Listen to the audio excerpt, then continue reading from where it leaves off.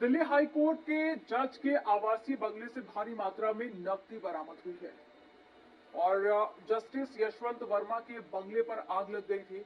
और जब आग लगी तो वो उस वक्त घर पे मौजूद नहीं थे।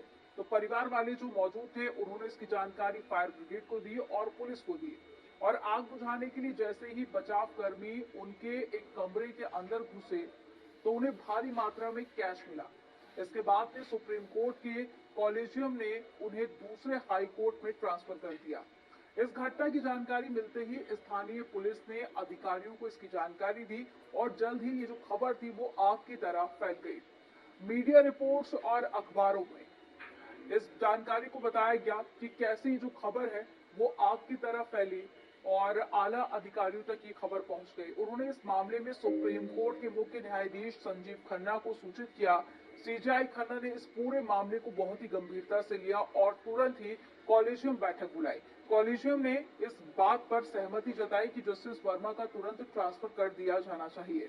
इसके बाद में उन्हें इलाहाबाद हाई कोर्ट ट्रांसफर कर दिया गया।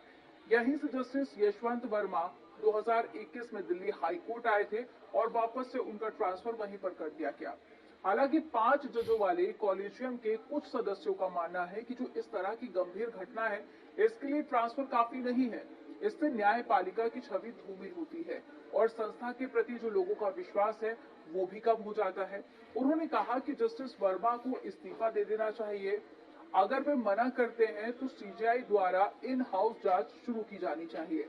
यानी कि जो सदस्य थे उनकी तरफ से असहमति भी जताई गई। उन्होंने कहा कि सिर्फ इतना भर काफी नहीं है।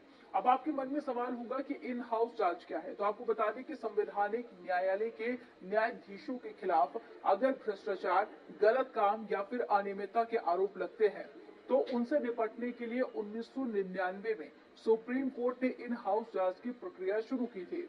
इसके मुताबिक शिकायत मिलने पर सीजेआई सबसे पहले जज से जवाब मांगता है। अगर वे जवाब से संतुष्ट नहीं होते हैं या वे इस निष्कर्ष पर पहुंचते हैं कि मामले की गहन जांच की आवश्यकता है तो वे इन हाउस जांच पैनल गठित करते हैं। इस पैनल में सुप्रीम कोर्ट के एक जज और साथ ही 2 हाई कोर्ट के मुख्य जज भी शामिल होते हैं। लेकिन वही जो मीडिया रिपोर्ट सामने आई है, जो अखबारों में जो खबरें छपी है उसमें पता चला कि कैसे बंगले में आग लगी और उसके बाद में जब आग बुझाने के लिए टीम पहुंची और एक कमरे को जब खोला गया तो उसके अंदर से इतना ज्यादा कैश मिला जिसके बाद में जज का ट्रांसफर कर दिया गया। आपको क्या लगता है कि इन हाउस जांच होनी चाहिए या फिर जो ट्रांसफर किया गया है वो सही है? कमेंट सेक्शन में जरूर बताइए।